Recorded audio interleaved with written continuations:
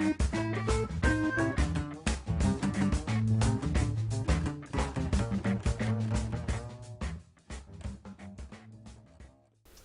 name is Paul Hodges. I am founder and owner of the Grand Duke of Pork, which is a bespoke sausage making business where consumers can go online, can pick ingredients and things to put into sausages, and I will make them and send them off to them. So my whole business sort of started with someone suggesting that they had a store where you could put mashed potato, whatever you wanted into mashed potato, and I thought that would be really good with sausages, sort of designing your own sausages.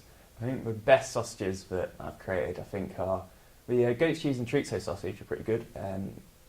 Cheese isn't very often used in sausages, I found, but actually it works really well. I think that's one of my favourite things.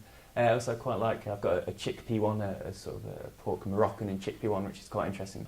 I've got to a stage in my business where a lot of sausages need to be made to make a profit.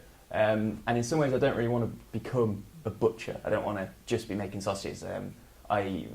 The part that I enjoy most about the business is running a business, doing the marketing, doing the events and things. I don't want to. That's one problem that I need to think about in terms of what happens with this business. Is that I don't want to become a butcher. I don't want to just be making sausages 12 hours a day.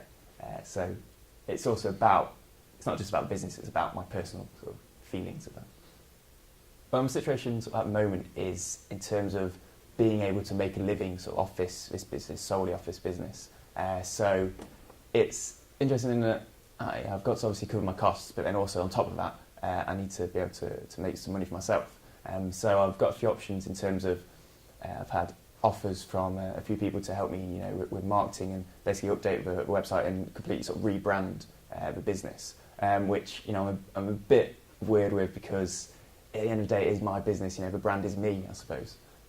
So that is one option which I can take. Another option is, a bit more sort of diversification in terms of selling different items, so maybe selling merchandise or selling more sort of items associated with sausages, so frying pans or barbecues.